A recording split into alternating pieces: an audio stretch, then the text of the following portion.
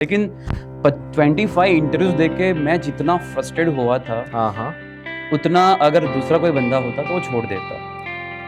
हर एक कंपनी को रेडीमेड बंदे चाहिए ओके। कि भाई ओके जिसे आता हो वैसे, मतलब उसको प्रेफरेंस जल्दी दिया जाता है। कमीशन क्लास 1 ऑफिसर की जॉब मैंने छोड़ दी थी। जिसके पास नॉलेज आता है ना तो वो ऐसा सोचता है कि जैसे कि उसे नॉलेज देना है। मेरे पास नॉलेज था, इतना सारा नॉलेज था, मुझे लगता था कि भाई ये मुझे शेयर करना है कैसे। दैन ये दिमाग में आया कि SAS is a combination of SAS and statistics. Okay, तो वैसे मैंने ये नाम पढ़ा SAT ऑर्गेनाइजेशन, जहाँ पे मैंने सोचा कि जहाँ पे मैं लोगों को हेल्प करूँगा ताकि मुझे जो दिक्कत हुई है वो दूसरों को ना हो। मोर देन 300 इंटरव्यूज दिए हैं एंड लिए हैं to get the job, to give the job. So interview में क्या पूछते हैं, कैसे सिलेक्ट करते हैं, है ना, हम फॉर्म जो इंटरव्यू फॉर्म होता है हम क्या लिखते हैं, फीडबैक लिखते हैं, सिलेक्ट किया तो क्या लिखते हैं, रिजेक्ट किया तो और कुछ बहुत कुछ लिखना होता है। तो मुझे ये सब एक्सपीरियंस था, 14 साल का एक्सपीरियंस था, तो मुझे ये समझ में था कि भाई चाहिए क्या इंडस्ट्री। दूसरा पहले से ऐसा था, वो पेन था दिमाग में कि भाई मैंने जो सहा है ना दूसरे को नहीं होना चाहिए, तो वो उसके लिए भी एक मेरे दिमाग में रेडीनेस थी कि भाई क्या करना है। धीरे धीरे धीरे धीरे वो सोच ना एक्शन में भी कन्वर्ट हो गई। नमस्कार दोस्तों, मैं हूँ आशीष ठाकर और आपका स्वागत है नए पॉडकास्ट में रिगार्डिंग करियर एंड बिजनेस। और आज के पॉडकास्ट में हम डिस्कस करने वाले करियर इन बायोस्टैटिस्टिक्स। और आज के हमारे गेस्ट रहने वाले mister Manoj Patel, founder and director of SAS state institute. तो उनका 17 साल का एक्सपीरियंस है इन दिस इंडस्ट्री और उनके बहुत सारे स्टूडेंट्स हैं वो अच्छी जगह पे भी प्लेस हुए हैं, जैसे कोई फार्मा कंपनी हो या IT कंपनी हो या CRO कंपनी हो जहाँ पे सेल्स प्रोग्रामर की ज़रूरत पड़ती है। तो उसके बारे में भी हम डिस्कस करने वाले हैं। साथ में उनको रीडिंग और राइटिंग का भी बहुत अच्छा शौक है। तो let's start. So welcome mister Manoj Patel. Thank you so much. तो आप थोड़ा अपने बारे में शेयर कीजिए कि भाई आपका एजुकेशन बैकग्राउंड और आपने किस तरह से अपना जर्नी स्टार्ट किया in this biostatistics. Okay, so basically I'm a statistician and SAS programmer. I did my master in statistics from Gujarat University. And then I worked in different companies, pharma companies. कुछ NGOs है जिसमें मैंने काम किया है, like FPI India, which is the biggest NGO in the India. उसके बाद मैंने जाइडस में, गुजरात यूनिवर्सिटी में, लैम्डा में, IQVIA में, बहुत सारी जगह पे GK बायोसाइंस में, ऐसे मेरा 19 इयर्स का एक्सपीरियंस है as a statistician, SAS programmer, you can say data analyst, data scientist as well. और लास्ट 8 ईयर्स से मैं मेरी खुद की कंपनी लीड कर रहा हूँ, जहाँ पे हम प्रोजेक्ट्स लेते हैं फार्मा के रिसर्च के, and we are also giving the trainings for the data science, like SAS हम सिखाते हैं, स्टैटिस्टिक्स सिखाते हैं, पावर BI, टैब्लू जो भी आर है, और उसके अलावा सॉफ्ट स्किल्स, मतलब A to Z हम कैरियर के लिए हम रेडी करते हैं। ओके, सो द पर्सन, हमारे वहाँ पे जो भी स्टूडेंट्स आते हैं ना, तो वो पहले दिन से काम कर सकते, ऐसी स्किल हम उनमें डालते हैं। Okay, so this is our work. Okay, तो ये तो थोड़ा आपने अपने बारे में शेयर किया कि भाई how you are doing right now. तो मुझे उससे पहले आपका थोड़ा बैकग्राउंड डिस्कस करना है कि भाई चलो आप तो अभी एज ए फाउंडर काम कर रहे हो SAS स्टेट, बट आपकी जो बिगिनिंग जर्नी जो थी, जैसे कि भाई 12th साइंस के बाद बहुत सारे बच्चों को क्वेश्चंस होता है कि मुझे सपोज हेल्थ केयर में जाना है या इंजीनियरिंग में जाना है, राइट? तो आपने अपना जो 12th पास करने के बाद, BSc के बाद, और BSc जब चूज़ किया तो स्टैटिस्टिक्स क्यों चूज़ किया? कौन सा आपको जो वो इनसाइट्स मिला कि नहीं ये जो है मेरे लिए बेस्ट ऑप्शन रह सकता है? या इट्स रियली इंटरेस्टिंग स्टोरी। जब मैंने मेरी 12वीं पास की एंड मेरे 89% 12वीं में थे, लेकिन उस टाइम पे जब मैं 12वीं में था और उसका वैकेशन था, तो मेरा जो कज़िन है वो M.Pharm कर रहा था, LM फार्मेसी कॉलेज अहमदाबाद में। तो उसके साथ मैं जाता था और मैं बहुत कुछ मतलब किताबें पढ़ता था, तो मुझे था ऐसा कुछ नया करना है। मुझे जो रूटीन चल रहा है उसमें नहीं जाना, लेकिन उस टाइम पे इतनी अवेयरनेस नहीं थी कि क्या करे, लोगों से पूछे। तो मैं जब भी मेरे कज़िन के साथ जाता था तो एलडी इंजीनियरिंग है, एलएम फार्मेसी है, बीएससी कॉलेज एमजी साइंस है, एलडी आर्ट्स है, बहुत सारी कॉलेज वहाँ पे एमबीए कॉलेज। तो हर एक कॉलेज में मैं घूमता था ऐसे ही समझने के लिए कि अच्छा क्या कौन से कोर्सेज चलते हैं। सैप्ट भी सामने है, आर्किटेक्ट है। तो कौन सी साल की बात कर रहे हो? ये I am talking about 2001। 2001। Yes. तब तो इंटरनेट का जमाना नहीं था, कुछ इतना नहीं उस फिंगरप्रिंट टाइम पे पे नहीं था। या you have to go personally yes. है ना। तो हर एक कॉलेज में मैं देखता था कि अच्छा एमबीए में इतने सारे बच्चे बैठे हैं, 50-100 बैठे हैं, बीएससी केमिस्ट्री वाले पूरा क्लास भरा है, इंजीनियरिंग मैंने देखा, सैप देखा। लेकिन एक स्ट्रीम ऐसी थी स्टैटिस्टिक्स, हाँ। एमजी साइंस में मैं घूमता था वहाँ पे। तो वहाँ पे 8 बच्चे बैठे थे। ओके। मुझे लगा कि भाई या तो इसकी डिमांड कुछ नहीं है या तो बहुत है, लोगों को पता नहीं है। तो मुझे थोड़ा वो इंटरेस्टिंग लगा। और वहाँ पे एक मैम थे, हाथी मैम, जिसे मैं पहली बार मिला। और फिर मैंने मैम को पूछा, मैम ये क्लास में मतलब 8 बच्चे ही क्यों है? सो शी रिप्लाइड कि हंसे, सच टॉन्ट में हंसे, व्यंग में, कि लोगों को पता नहीं है लेकिन ये सब्जेक्ट्स ना हर एक स्ट्रीम में आता है और इसकी डिमांड बहुत है, बहुत होने वाली है। इन 2001 इन 2001 उन्होंने ये स्टेटमेंट दिया था। यस। सो आई थॉट कि मैम ये पता है, अभी पहली बार हम मिले थे तो इतना टाइम नहीं दिया। फिर मैं निकला, मैंने सोचा कि मैम ने बोला है ऐसा तो सही में ऐसा है। एक दो रेफरेंस ले, लेकिन लोगों को पता ही नहीं था कि स्टैटिस्टिक्स। लेकिन एक प्रोफेसर थे जो स्टैटिस्टिक्स पढ़ाते थे, उनसे मैं मिला, बोला कि हाँ ये बात सही तो है, लेकिन उन्होंने इतना कंफर्मेशन नहीं दिया। मैं फिर से मिलने गया मैम से वैकेशन में, और उस टाइम पे मैम को मिला। मैंने, मैम आप लास्ट टाइम आपने मुझे बताया था। तो बोले कि अच्छा ऐसा है तो एक काम कर, एक सीनियर है जो जॉब करता है एज अ स्टैटिस्टिशियन, वो यूएस में था, जो हमारे उसी कॉलेज में पढ़ के गया था वहाँ पे। उनका नंबर दिया। उस टाइम पे मैंने 58 रुपीज़ खर्च करके कॉल किया था। उस टाइम पे ना ऐसे व्हाट्सअप कॉल मोबाइल था ही नहीं। हाँ, वो आईएसडी था तब। या आईएसडी था। तो मैंने कॉल किया और मैंने बोला कि हाथी मैम ने आपका नंबर दिया है तो आपसे बात करनी है। उसने बोला कि I have 1 minute, tell me. 1 minute में उसने बोला, मैंने उसको पूछा कि सर स्टैटिस्टिक्स करना चाहिए ही नहीं चाहिए? मेरा 89% है 12th में। तो उसने बोला कि करना चाहिए, इसका ज़बरदस्त फ्यूचर है, दैट्स इट। मैंने बोला बस इतना ही? हाँ बस इतना ही करना चाहिए, तो मुझे याद रखेगा। ओके। आज मैं उसे याद करता हूँ। तो उसके बाद आफ्टर कंप्लीटिंग योर एजुकेशन, तो आपका फर्स्ट जॉब कौन सा था? या पहले मैंने बीएससी किया स्टैटिस्टिक्स में, फिर उसमें मास्टर किया स्टैटिस्टिक्स में। देन मुझे जॉब नहीं मिल रही थी, क्योंकि वो चीज़ होती ना, जो चीज़ अच्छी होती है लेकिन उतनी टफ भी होती है। उस टाइम डिमांडिंग नहीं भी हो सकता हाँ, था, उस टाइम पे ऐसा था कि एक कंपनी में एक ही पोजीशन रहती थी। तो वी हैव टू वेट कि भाई ये जब जो बंदा स्टैटिस्टिशियन है, जो लोगों को पता भी, जिस कंपनी में आप जाते थे ना, जैसे हम पूछते थे कि भाई आप क्या इसको जानते हो, वो कंपनी में ही उनको पता नहीं रहता कि अच्छा ये स्टैटिस्टिशियन है, ऐसा कुछ काम होता है कंपनी के। मैं बात कर रहा हूँ, आज भी वही सिनारियो है। ओके। मतलब 20% इम्प्रूवमेंट्स आए, लेकिन उतना नहीं है, अवेयरनेस नहीं है। उस टाइम पे फिर मैंने थोड़ा एक्सप्लोर किया, फिर मैंने समझा कि भाई ऐसा है।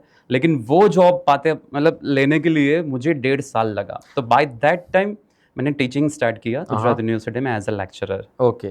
तो ऐसा क्यों आपने देखा कि चलो, ऐसा क्या मोटिवेशन था कि भाई आफ्टर टीचिंग में भी आप अपना अच्छा करियर बना सकते थे, भाई आफ्टर पीएचडी आप प्रोफेसर बन सकते थे?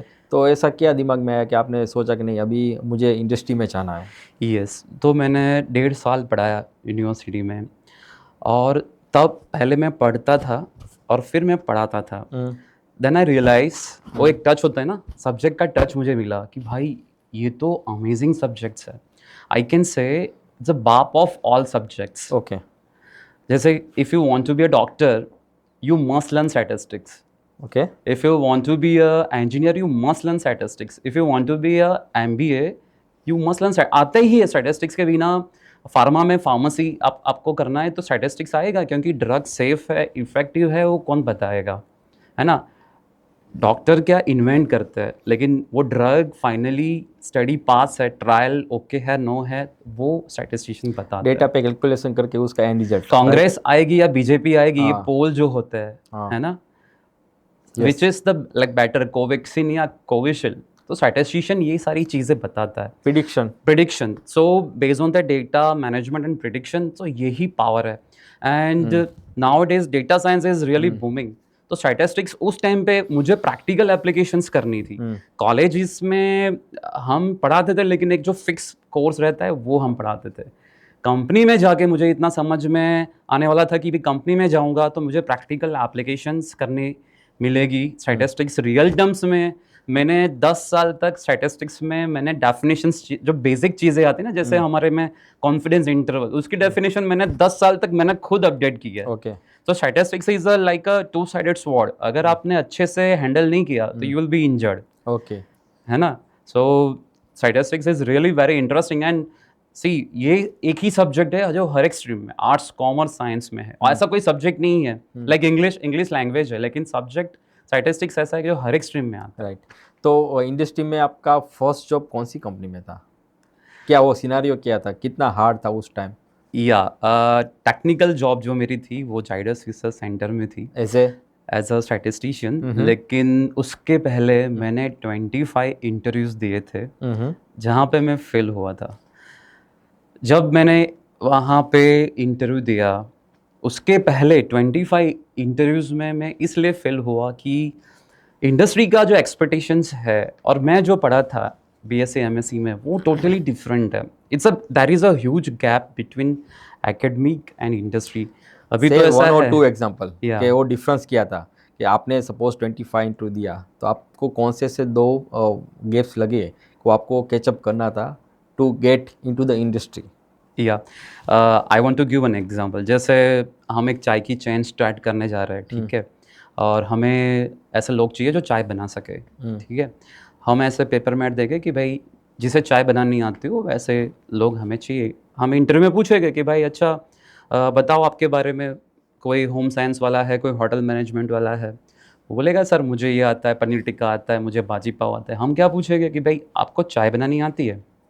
Same questions. वो लोग वो नहीं पूछते जो आप स्कूल में या कॉलेजेस में पढ़ते हो। वो लोग ये पूछते हैं कि भाई उनका जो काम है ना, जैसे हमारा चाय, हम सोच रहे कि चाय बनाने आती, क्योंकि वो हमें वही चाहिए। उनके वहाँ पे क्या काम चल रहा है, जैसे कि प्रोटोकॉल, सैप, कभी सुना ही नहीं यहाँ पे, है ना, स्पॉन्सर, राइट, है ना। तो ड्रग के बारे में, अरे भाई मैं स्टैटिस्टिशियन हूँ, मुझे ड्रग के बारे में क्या पता, लेकिन काम तो वहीं पे करना है, राइट। क्लिनिकल ट्रायल्स में या आईटी में ना। तो ये चीज़ मुझे थोड़ी ऑड लगी कि भाई अरे मैंने सही में पढ़ाई वो 1.5 साल की, कि भाई हाँ मनोज भाई अभी आपका एमएससी अभी अब स्टार्ट हो रहा है। तो इंडस्ट्री में गैप्स है ऐसे बोल सकते हैं। अभी भी उस टाइम भी था, अभी भी है, अभी भी है कि आप जो पढ़ाई करते हो बट हैंड्स ऑन एक्सपीरियंस जो इंडस्ट्री में चाहिए वो मिलता नहीं है कैंडिडेट को। And that's why fresher is struggling to get the first job, either biostatistics हो या सेल्स प्रोग्रामिंग, कुछ भी हो, कोई भी इंडस्ट्री में चलो। पहले तो ऐसा भी था, एक थोड़ी इंसानियत पहले थोड़ी ज्यादा थी, अब थोड़ी कम है। राइट। पहले ट्रेनिंग्स हम देते थे, है ना, कि भाई अभी ऐसा नहीं है। हर एक कंपनी को रेडीमेड बंदे चाहिए। ओके। कि भाई ओके जिसे आता हो वैसे, मतलब उसको प्रेफरेंस जल्दी दिया जाता है। तो आपका 26 जो इंटरव्यू था उसमें आप सिलेक्ट हुए, राइट? या क्योंकि पहले इंटरव्यू में तो मतलब मैं थोड़ा शॉक हो गया कि भाई मुझे कुछ नहीं आता। ओके, शुरुआत में ऐसा था कि पापा इंकरेज करते थे। इनिशियल 5 इंटरव्यू तक पापा ने इंकरेज किया, छठे इंटरव्यू से बोले कि तुझे आता है कि नहीं आता है।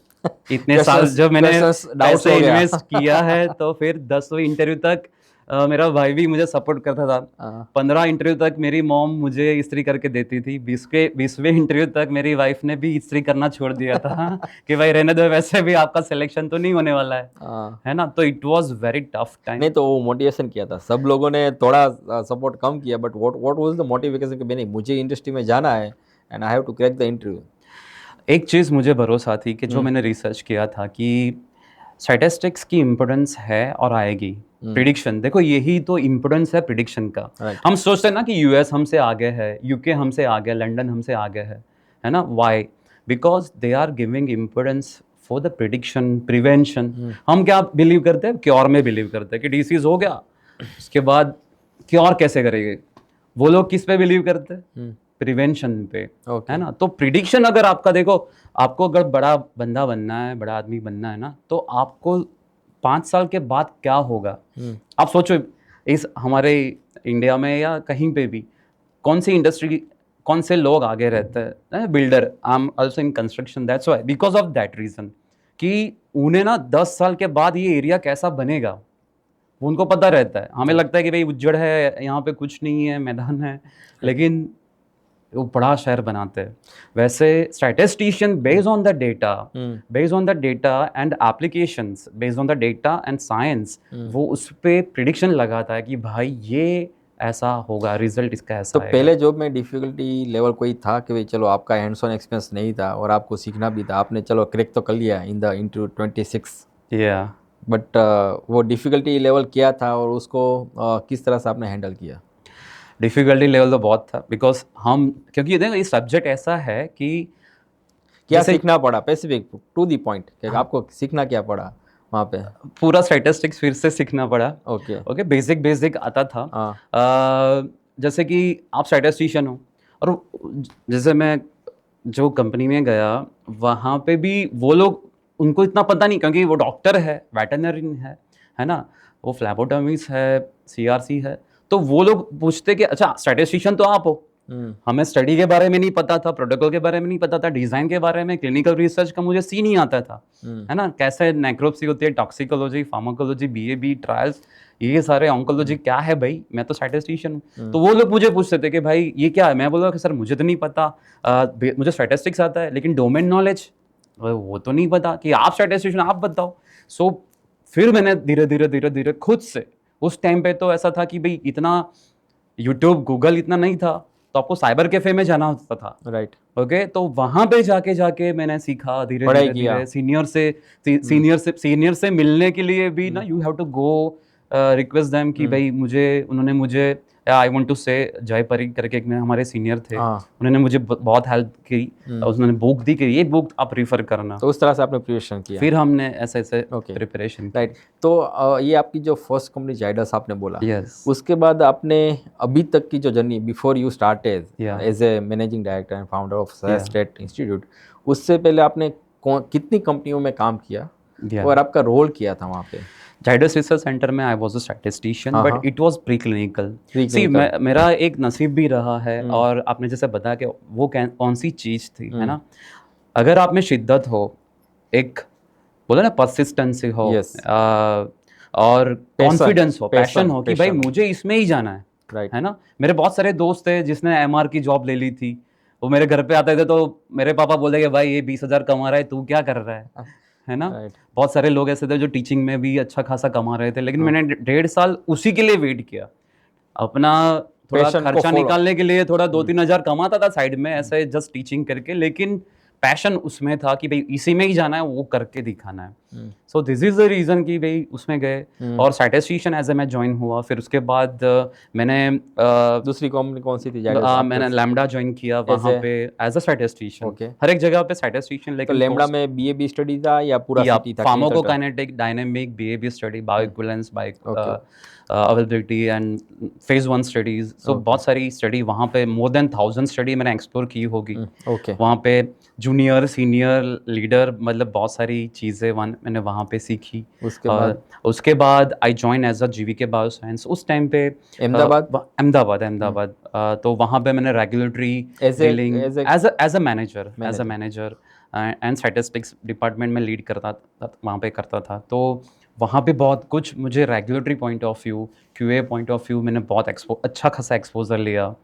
एंड देन वहाँ पे सारी स्टडी आती थी, फेज़ 1, फेज़ 2, पीके, पीडी, मिक्स टाइप था। और वहाँ पे थोड़ा मैनेजमेंट मैंने एक्सप्लोर किया, you know, team management. Yes, team management and everything, like facility management. फिर एक हमारी फैसिलिटी हैदराबाद में भी थी, तो उसको भी मैं लीड करता था। राइट। उसके बाद मैंने ज्वाइन किया IQVIA, ओके। और प्रीवियसली नॉन इज क्विंटाइल्स। सो वहाँ पे मैंने एज अ स्टैटिस्टिशियन मैंने कितने साल वहाँ पे काम किया आपने? वहाँ पे मैंने 4 साल काम किया। ओके। सो वहाँ पे तो मतलब फेज 1, 2, 3, 4 और बहुत full clinical trial, all the therapeutics area like oncology, diabetic, respiratory, dermatology, बहुत सारे एरिया मैंने एक्सप्लोर किया। सो आप समझो कि ड्रग के जितने भी फेज है ना, प्री क्लिनिकल से लेके फेज 1, 2, 3, 4, और उसके 10-15 साल जो अपने जेनरिक बोलते हैं ना, BAB स्टडीज, वो सब इन विवो, विट्रो, सब मैंने एक्सप्लोर किया है। सो ये चीज़ ऐसे ही होती है कि भाई I can say कि भाई there are rare statistician and SAS programmer who have exposure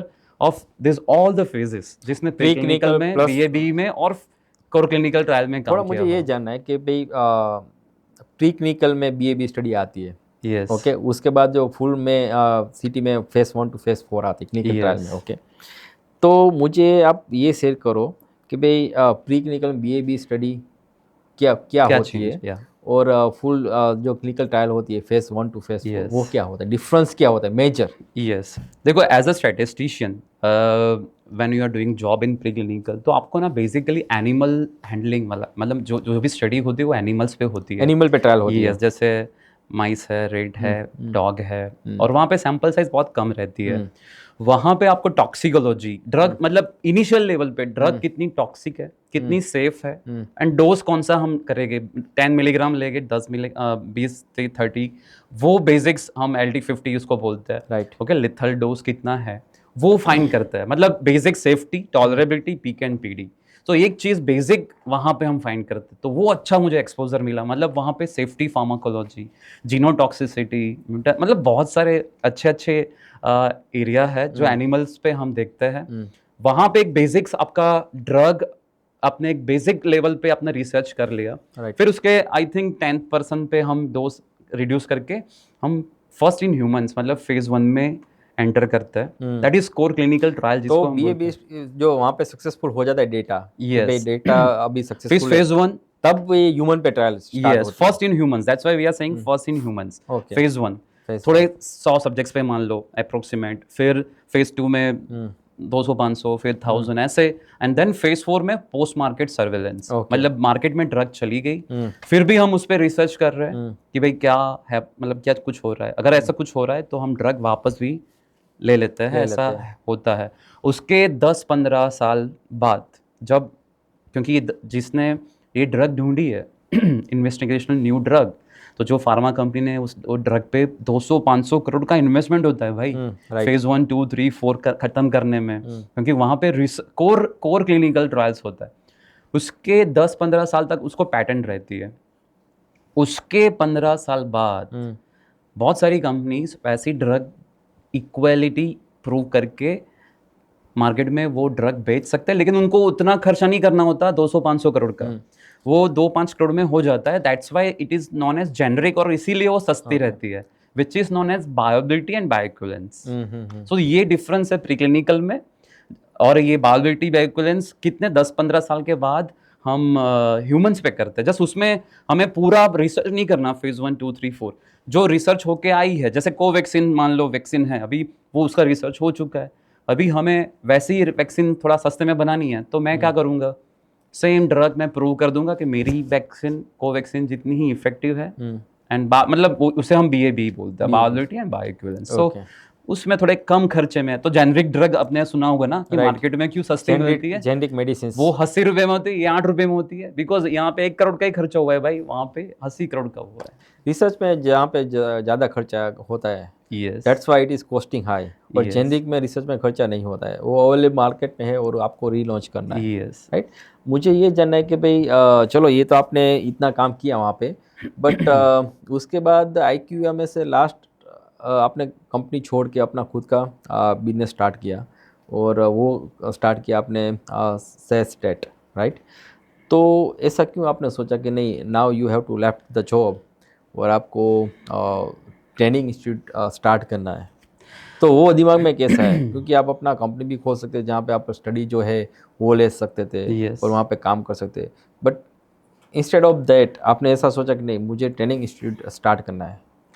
sir ऐसा था कि पहले से मैं ऐसा सोचता हूँ कि खुद के लिए तो सब करते हैं, लेकिन जो दूसरों के लिए जिए ना, मैं बहुत सारी बुक्स पढ़ी है, तो वहाँ पे मुझे थॉट्स और मेरे में जो नेचर। कितने बुक्स पढ़ी है? बीच में ये क्वेश्चन ले लेता हूँ आपके। Yes, मैंने अभी आपको तक पढ़ा लिखे का शौक है आपने? Yes. तो कितने अभी तक बुक्स? मैंने अभी तक 3000 बुक्स पढ़ी है। और कितनी लिखी है आपने? और मैंने 6 बुक्स लिखी है मेरी रीजनल लैंग्वेज में, गुजराती में। ओके। उसकी लेटेस्ट बुक है कलर्स ऑफ लाइफ, जीवन ना रंगो काइंड ऑफ। सो पढ़ाई लिखना, मतलब बोलना, टीचिंग, ये सब पैशन पहले से था, लेकिन 25 इंटरव्यूज देके मैं जितना फ्रस्ट्रेट हुआ था, हाँ, उतना अगर दूसरा कोई बंदा होता तो वो छोड़ देता।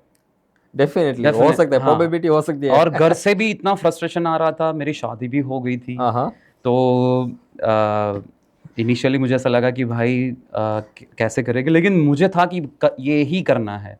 एक जिद थी, आज भी है, और दिस इज़ द रीज़न कि भाई मैं ना जब कुछ सोचता हूँ कि भाई जिसमें बहुत कुछ भला हो सकता है, क्योंकि वो जो पेन था ना कि भाई मुझे हर एक इंटरव्यू के लिए प्रिपरेशन करना है, Right. समझ में नहीं आ रहा क्या पूछ रहे, है ना, एकेडमिक गैप और कोई ये सपोर्ट सिस्टम नहीं था कि क्या कुछ प्रिपेयर करना नहीं, इंटरव्यू के लिए। कुछ नहीं। जैसे कि हाँ। कोई किसने बताया कि भाई हाँ जाओ क्लियंथा में वैकेंसी रहती है, कहाँ पे रहती है, किससे मिलना है। हाँ। इसके लिए मैंने खुद क्लियंथा में जाके, मतलब आपको मिलने नहीं देते ना कहाँ किसको मिलना है, हाँ। सिक्योरिटी पूछता है। Yeah. मैंने जाके वहाँ पे खुद स्टडी करवाई कि भाई ये लाइन लगी है यहाँ पे सब्जेक्ट की, है ना, वो सब अंदर जा रहा है, मुझे क्यों नहीं जाने दे रहे हो? बोले कि वो सब्जेक्ट है भाई।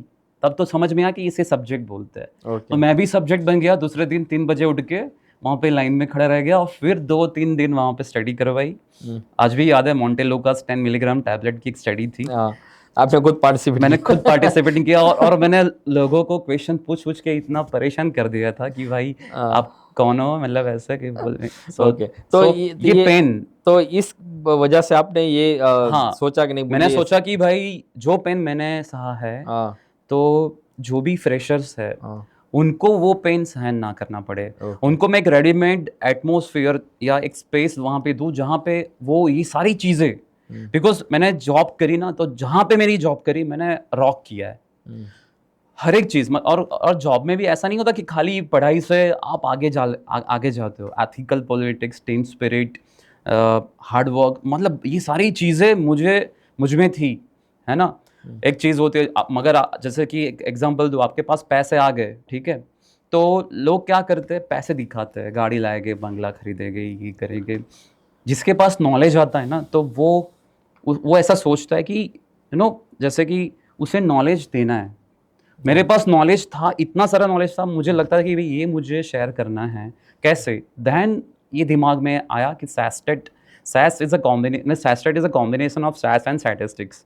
ओके, तो वैसे मैंने ये नाम पढ़ा, SASTAT ऑर्गेनाइजेशन, जहाँ पे मैंने सोचा कि जहाँ पे मैं लोगों को हेल्प करूँगा, ताकि मुझे जो दिक्कत हुई है वो दूसरों को ना हो। मैं वो चीज़ उनको सिखाऊंगा कि जो मैंने भी ना बहुत सारी ऐसी रातें गुजारी है जहाँ पे मैं अकेला अकेला रोता था। बहुत कुछ ऐसी चीज़ें होती है। ऐसा नहीं होता कि आप सब कुछ सीख के आते हो, है ना।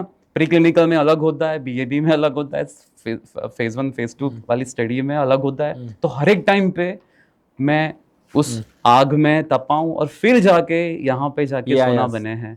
तो बस वही चीज़ मैंने सोचा कि मैं भी ऐसे बहुत सारे गोल्ड क्रिएट करूँ, ऐसे प्रोफाइल क्रिएट करूँ जो कंपनी में जाए और रॉक करे।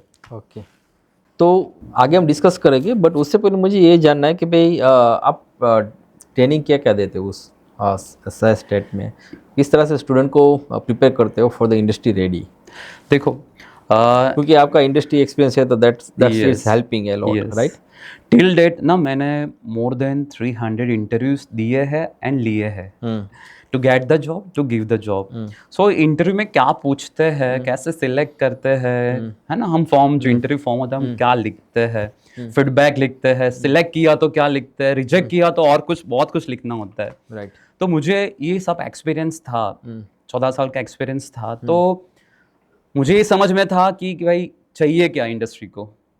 दूसरा पहले से ऐसा था, वो पेन था दिमाग में कि भाई मैंने जो सहा है ना दूसरे को नहीं होना चाहिए, तो वो उसके लिए भी मेरे दिमाग में रेडीनेस थी कि भाई क्या करना है। धीरे धीरे वो सोच ना एक्शन में फिर कन्वर्ट हो गई।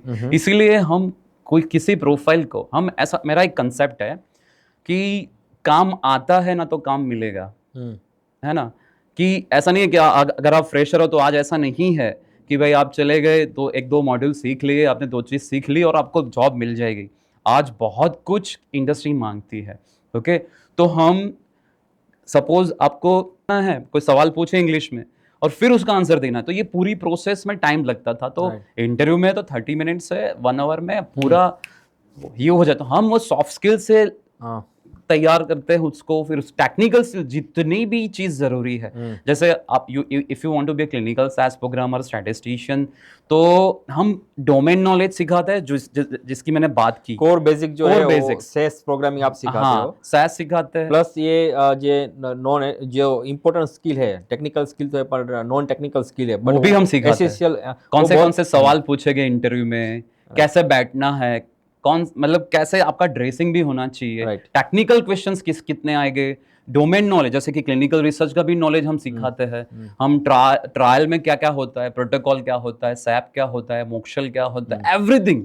इंटरव्यू भी हम लेते हैं, कैसे इंटरव्यू पूछते हैं, देखो बेसिस का ग्लोबल सर्टिफिकेशन, सिडिस क्या है, मतलब अभी clinical data interchange standard concern, it is the full form, लेकिन आपको मतलब क्लिनिकल का नॉलेज ही नहीं है तो आप कैसे सीखोगे? राइट, तो पूरा ये आप कोर्स में इंक्लूड करते हो, राइट? ये सारे मॉड्यूल्स जो पूरे इंडिया में मेरे ख्याल से लगभग कोई जो नहीं नेसेसरी है इंडस्ट्री के लिए वो आप इंक्लूड करते हो, right? Yes, which is the industry required, मतलब पूरा, and it will take 5 to 6 months to grab this all the knowledge, then only you can get the job. Right. दूसरा मुझे ये जानना था कि सपोज किसी को सेल्स प्रोग्रामर बनना है और किसी को बायोस्टैटिस्टिक्स में अपना करियर स्टार्ट करना है, तो इट इज़ मैंडेटरी कि उनका साइंस बैकग्राउंड होना चाहिए? देखो ऐसे व्हाट डू यू थिंक? या सपोज कोई बीकॉम करके आके कोई सेल्स प्रोग्रामर बन सकता है? चलो बायोस्टैटिस्टिक्स की बात तो छोड़ दे, बट सेल्स प्रोग्रामर बनना है तो बीकॉम और बीबीए कैंडिडेट जो है वो बन सकता है कि नहीं बन सकता है सेल्स प्रोग्रामर? देखो SAS का फुल फॉर्म है स्टैटिस्टिकल एनालिसिस सिस्टम, है ना। मैं तो ऐसा मानता हूँ कि मैंने हमारे यहाँ से मोर देन 500 प्रोफाइल्स हमने क्रिएट किए हैं SAS प्रोग्रामर। उसमें से बहुत सारे बीकॉम वाले भी है, इलेक्ट्रिकल इंजीनियर है ना, स्टैटिस्टिक्स वाले है, फार्मेसी वाले है।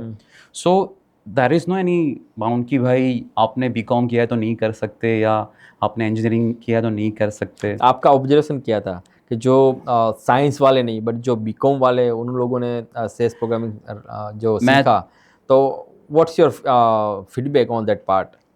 मैं तो ऐसा मानता हूँ, देखो टेक्निकल चीज़ है, आजकल जितने भी HR है वो ये नहीं समझते कि अच्छा SAS programmer that means statistical analysis system है, ठीक है। बीकॉम में स्टैटिस्टिक्स एक सब्जेक्ट आता है भाई, है ना। IT में चलो बंदा IT का है तो उसको ले लेते हैं ना। लोगों के दिमाग में क्या होता है कि SAS प्रोग्रामर तो प्रोग्रामर जैसे कि वो MCA वाले .NET, ओरेकल, जावा, ऐसी प्रोग्रामिंग नहीं है। दिस इज एनालिटिक्स लैंग्वेज, है ना। तो ऐसा नहीं है कि अच्छा आपने बीकॉम किया है तो ये नहीं कर सकते हो, BSc किया है तो ऐसा नहीं है, स्टैटिस्टिक्स वाले ही कर सकते हैं। देखो स्टैटिस्टिक्स भी मैं आपको बताऊं, बीकॉम के बाद भी आप MSc स्टैटिस्टिक्स कर सकते हो।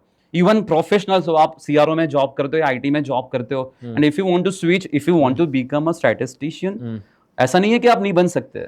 आप 1.5 साल 2 साल में इसका कोर्स आता है, इग्नो में कर लो, आप अम्बेडकर यूनिवर्सिटी से कर लो डिप्लोमा इन स्टैटिस्टिक्स। देखो GCP ऐसी बोलती है ड्यू टू क्लिनिकल प्रैक्टिस कि पर्सन मस्ट बी ट्रेन।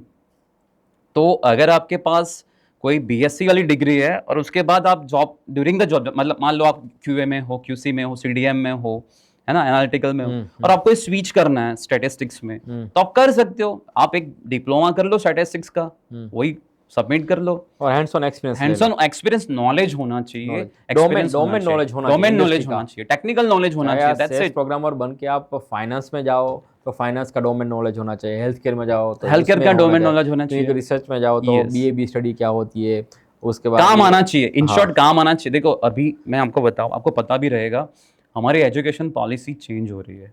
आप US में चले जाओ, ऐसा नहीं है कि आप BA कर रहे हो तो आप क्या बायोलॉजी नहीं सीख सकते, ऐसा नहीं है वहाँ पे। और हमारी एजुकेशन पॉलिसी भी अभी अपडेट होने वाली है। फिर नया क्या कॉमर्स, क्या साइंस, क्या आर्ट्स, कुछ नहीं रहेगा। मतलब मैं संस्कृत सीख रहा हूँ तो ऐसा नहीं है कि मैं फिजिक्स नहीं सीख पाऊंगा, वो भी मैं ले पाऊंगा। सो ये जो अभी तक है कि भाई ये साइंस वाला बंदा है, ये आर्ट्स वाला IT का, अभी वो सारे सिनारियो चेंज होने वाले हैं। राइट। आप देखो गूगल का लेटेस्ट रिक्रूटमेंट, वो लोग ऐसे इंटरव्यू नहीं लेते, है ना। वो कैसे इंटरव्यू लेते हैं, वो फोकस करते हैं डिग्री पे फोकस। अब US में चले जाओ, आपने लिखा है कि भाई 5 साल का एक्सपीरियंस है मेरे को, तो वो बिलीव करेगी, लेकिन वो सवाल ऐसे करेंगे, अच्छा tell me the very complex scenario that you face last time in your last project. तो समझ में आ जाएगा भाई कितना एक्सपीरियंस है, right. है ना। Qualification doesn't matter according to me. I do agree with that. दूसरा मुझे ये पूछना है कि सपोज आफ्टर ट्रेनिंग ओके कोई फ्रेशर्स हो उसको अपना जॉब स्टार्ट करना है इन दिस इंडस्ट्री, तो किस तरह से स्टार्ट करना चाहिए, कौन कौन से स्टेप्स जो है वो आप सजेस्ट कर सकते हो for the freshers and students? Okay, देखो फ्रेशर के लिए job it's a burning issue today. Okay, nowadays job लेना इतना इजी नहीं है। पहले ऐसा था कि अच्छा ले लेते थे लोग, क्योंकि अभी कोर स्किल चाहिए। पहली कोर्स हाँ, पहली कम्युनिकेशन, बेसिक कम्युनिकेशन आता हो, है ना। मेरे हिसाब से ना सबसे बड़ी चीज़ है एटीट्यूड। ठीक है, मैंने देखा है कि जब भी हम कोई इंटरव्यू लेते हैं, अगर कोई बंदा मतलब उसे 2-3 चीज़ें नहीं आती, लेकिन हम देखते हैं वो ट्रेनेबल है, एटीट्यूड है ना। First attitude, second technical knowledge. Okay, ठीक है, टेक्निकल नॉलेज अगर आपका है तो कोई सवाल नहीं, आप 10 सवाल में से 8 सवाल के जवाब ठीक से दे दो, you will get the job.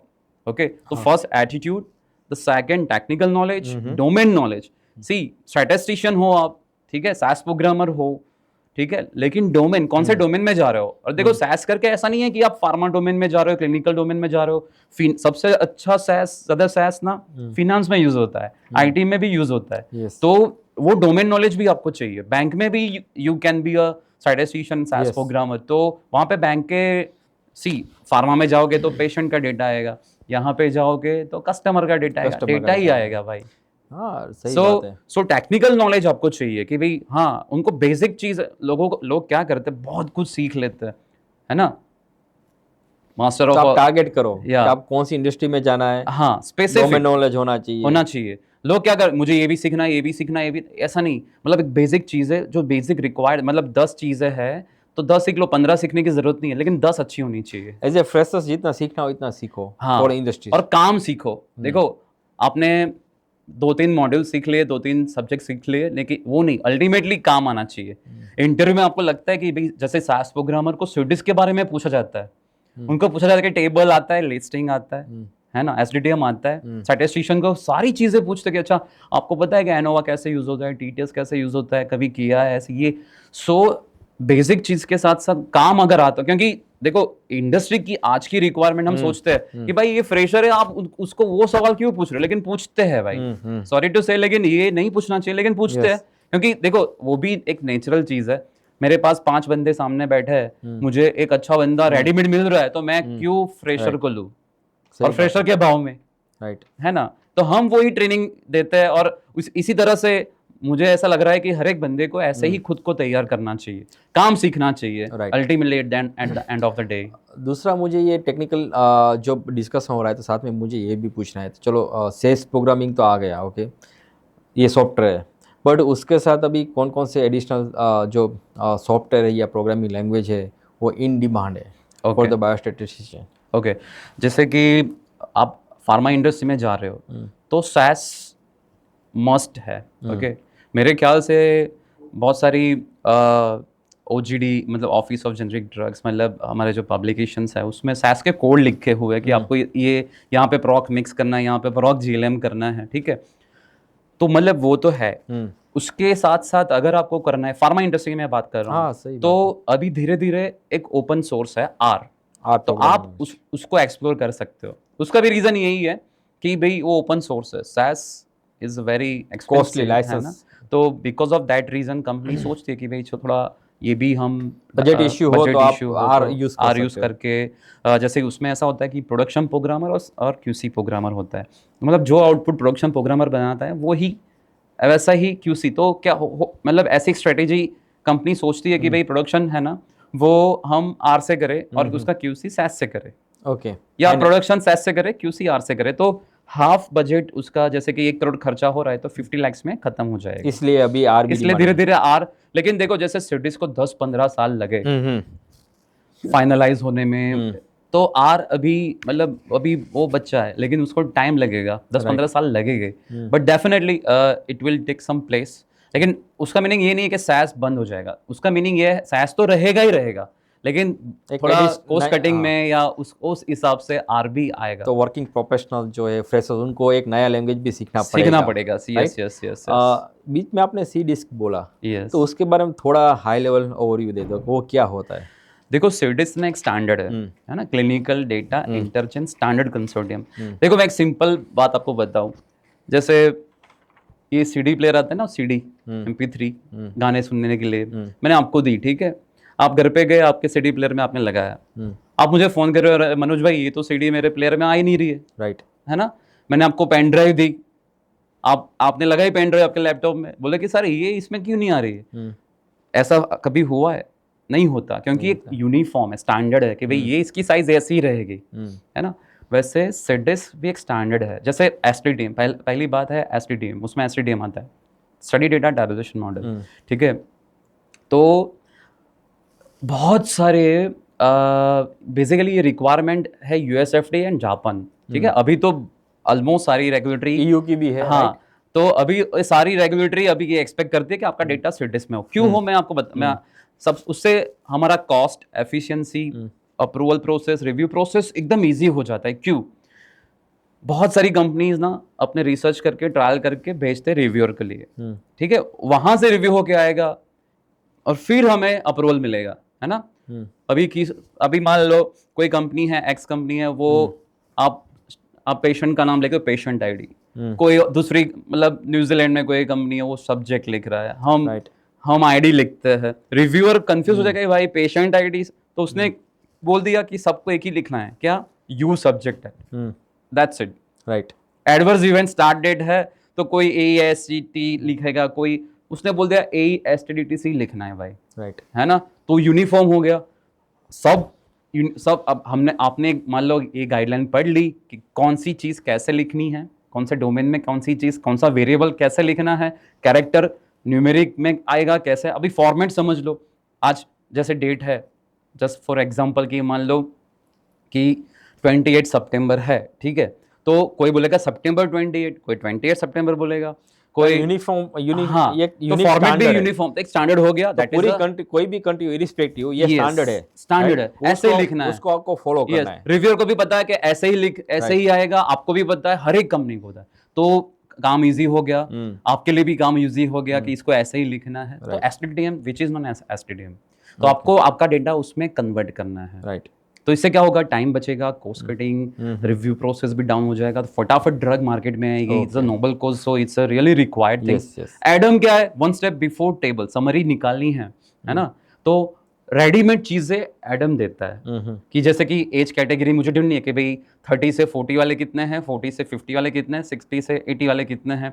अभी डेटा सेट में ऐसे कैटेगरी नहीं दी है ना, उसमें एक वेरिएबल है एज, लेकिन हम एडम में क्या करते हैं, एज 1 मान लो जस्ट फॉर एग्जांपल बना दिया, उसमें हम कैटेगरी बना देंगे, राइट, है ना। जैसे 32 है तो वो कैटेगरी में आएगा 30 से 40 के बीच में, 48 है तो 40 से 50 में आएगा। तो वहां पे आपको रेडीमेड वेरिएबल देंगे, आप सीधा प्रोग्राम में सीधा वेरिएबल यूज कर लो, दैट इज एडम।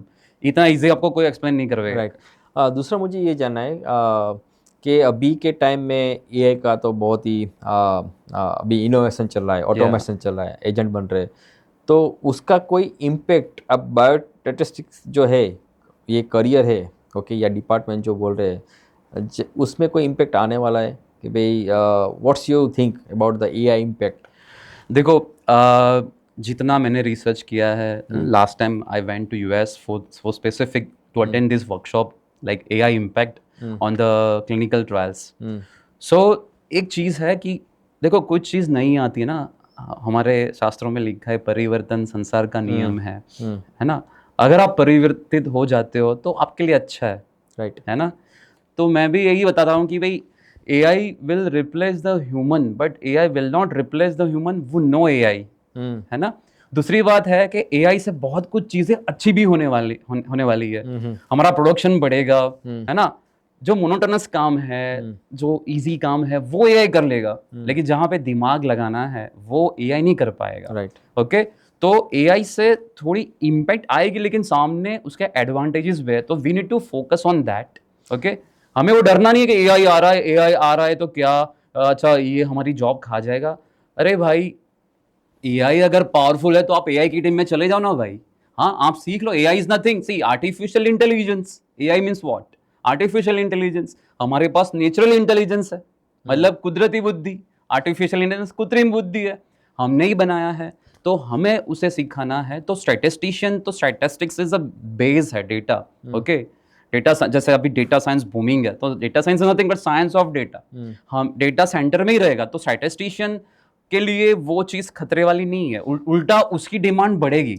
तो मैं ये समझ रहा हूँ कि भाई इससे एफिशिएंसी बढ़ जाएगी। जो रिपीटेटिव टास्क जो है, हाँ, जो भी आप बायोस्टैटिस्टिक्स में करते थे, वो जो है आप एआई से कर लोगे, और बाकी जो रिसर्च वाला जो काम था जहाँ पे आपको दिमाग दौड़ाने की जरूरत पड़ती है, इट विल हेल्पफुल। वो जो है वो ह्यूमन करेगा। सो रियल वर्क, रियल में स्टैटिस्टिक्स का काम बढ़ेगा वहां पे। रियल काम, इनोवेटिव काम, इनोवेटिव काम वहां रिसर्च पे वाला। रहेगा। ओके, तो ये आप फ्यूचर देख रहे हो? मैं ये फ्यूचर देखता हूँ। हाँ। और मैं तो ये सजेस्ट भी करता हूँ कि if you are in that field, है ना, फार्मा फील्ड में या आईटी में या बैंकिंग में हो, तो you must convert and you must transit your job into AI statistics. देखो, बहुत सारे डिप्लोमा इन स्टैटिस्टिक्स होता है आपके जॉब के साथ में without compromise your study and job, आप ये कर सकते हो। Right. बहुत सारे ऐसे लोग हैं, बहुत कम लोगों ने, मैं ये कहना चाहता हूँ आपके माध्यम से कि भाई clinical data science it's emerging. मेरे 2-3 फ्रेंड है जो भी यूएस में प्लेस हुए हैं, है ना, एक कंपनी बहुत अच्छे पैकेज में, और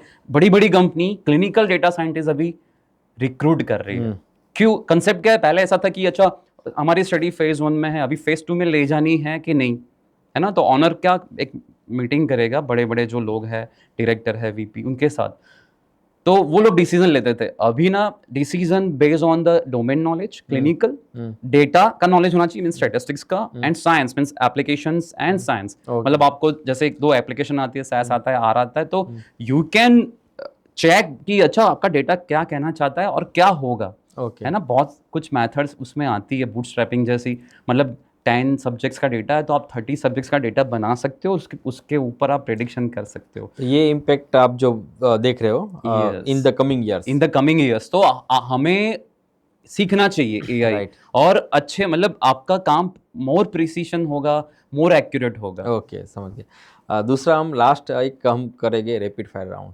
तो Okay. उसमें मैं कुछ क्वेश्चन पूछने वाला हूँ। तो पहला क्वेश्चन में मेरा जो ये रहेगा कि भाई आपको किताब पढ़ने का बहुत शौक है, राइट? Yes. तो ऐसी कौन सी किताब है जिसने आपकी ज़िंदगी जो है वो चेंज कर दी? Yes. When I was in 8th standard, so I read Prabhatna Pushpo. It's a Gujarati book. Vaju Kotak was the author. है ना, तो वो बुक थी जिसने मेरी लाइफ चेंज की। उसमें इतने अच्छे से उन्होंने उसके थॉट्स, पहली बार ना ये मुझे मिली थी एक लाइब्रेरी में। मैं जब गाँव गया था तो वहाँ पे एक बुक पढ़ी थी, तो मुझे पहले से पढ़ने का शौक था। दूसरा क्वेश्चन मुझे ये पूछना है कि आपकी जो कोई हैबिट हो जिसने आपने कंटिन्यू किया, वो आपका सक्सेस फैक्टर में बहुत कंट्रीब्यूट किया, वो कौन सी एक हैबिट? सिर्फ नाम मुझे जानना है हैबिट। शिद्दत। ओके। जो भी चीज़ मैं पकड़ता हूँ ना, तो मैं ऐसा सोचता हूँ मैं पीछे क्या, मतलब वो पीछे जो साइड ग्लास है ना, वो हमने रखे ही नहीं है हमारी लाइफ में। कि पीछे देखना है, एक बार सोच लिया कि ये करना है। When I left my job, last job IQVIA, तो बहुत सारे लोगों ने बताया था कि मनोज भाई आप क्या, मतलब क्या करने वाले हो, क्यों जॉब छोड़ रहे हो, इतनी अच्छी खासी सैलरी मिल रही है ना, सैटरडे संडे ऑफ है, वर्क फ्रॉम होम भी ले सकते हो, और इतने साल हो गए, 12-13 साल हो गए, उसके बाद अब मतलब जहाँ पे आप टॉप पे हो और अभी आप सोच रहे हो कि स्क्रैच से स्टार्ट करेंगे। राइट। लेकिन होता है ना, हमारे स्टैटिस्टिक्स में एक चीज़ है कि वेरिएशंस होना चाहिए लाइफ में, स्टैंडर्ड डेविएशंस, वेरिएशन, ये सब चीज़ें होनी चाहिए। आपको ना ये चीज़ें आपके लाइफ में निखार लाती है। Just for information, class 1 officer की जॉब मैंने छोड़ दी थी। मतलब GPSC दे के लोग इतनी तैयारी करते हैं।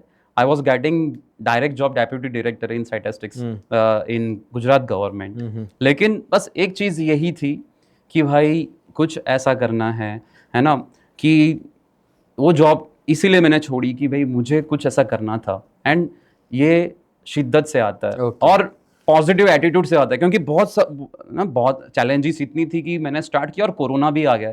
1 साल 1.5 साल कुछ स्टार्ट किया, है ना। मैंने मेरे एक फ्रेंड के क्लासेस से स्टार्ट किया था, मैं ही पढ़ाता था, मैं ही फी लेता था, चाय लेने में ही जाता था, वॉशरूम में ही क्लीन करता था। ये एक डाउन टू अर्थ मेंटालिटी होनी चाहिए, क्योंकि ऐसा नहीं है, it's not cup of tea for the all वो आर थिंकिंग कि अच्छा I want to be entrepreneur. It's not like that. आपको ना मतलब ग्रास रूट पे बैठ के काम करना पड़ेगा। So then only you can achieve this. अगर आप सोच रहे हो कि भाई मैं भी ये कर लूँ, ये इतना ईजी नहीं है. Correct. I was also getting the anxiety, I was also taking the medicine. बहुत कुछ इश्यू, क्योंकि वो 2-3 लाख सैलरी का जो मैसेज आता है ना हर एक तारीख को, फिर वो दूसरे महीने नहीं आता है, तो दिमाग सोचता है कि भाई अब क्या करेंगे. राइट. आपको सैलरी करनी है, बिजनेस चैलेंजेस, ऐसा नहीं होता, आपके हिसाब से होता है.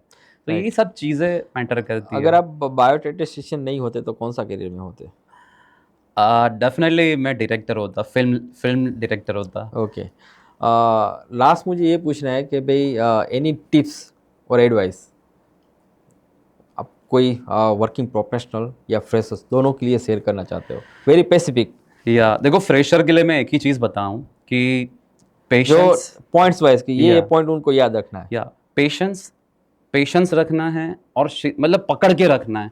जो चीज़ आप सोचते हो ना कि मुझे ये करना है, तो उसमें आप डीप डाइव करो और पकड़ के रखो. मैंने 1.5 साल फेस किया, घर से डांट खाई, बीवी से डांट खाई, लेकिन मैंने पकड़ के रखा. दोस्तों ने भी बोला कि भाई क्या कर रहा है, अभी तो बहुत टाइम हो गया. ऐसे मैंने पकड़ के रखा. और आप कोई भी चीज़ को पकड़, मतलब वो डायलॉग है ना, किसी चीज़ को आप शिद्दत से चाहो तो पूरी कायनात उसे जुटाने में लग जाती है. सो ये चीज़ बहुत काम करती है ना. यूनिवर्स भी सोच सके भाई अभी इस पे रहम करो, इसको दे दो, राइट. है ना. तो पकड़ के रखो और उसमें डीप डाइव करो. आप आपके फील्ड के एक्सपर्ट बन जाओ. मैंने ना पहले 5-10 इंटरव्यू में मुझे लगा भी क्या पूछ रहे हैं, ठीक है. फिर मैंने सोचा दूसरे इंटरव्यू में कि भाई अच्छा चलो नोट्स बना लेते हैं, क्या दूसरे इंटरव्यू में काम लगे. 5-10 इंटरव्यू में, 15 में मेरे पास अच्छी खासी नोट बन गई. दूसरे 5 इंटरव्यू में मुझे लगा अभी मुझे आ रहा है. उसके बाद 24-25 इंटरव्यू में मुझे लगे अब मेरा हो जाएगा. सो ये एक प्रोसेस है ना. जैसे होता है ना कि फूलों का हार होता है, ऐसे नहीं बनता भाई.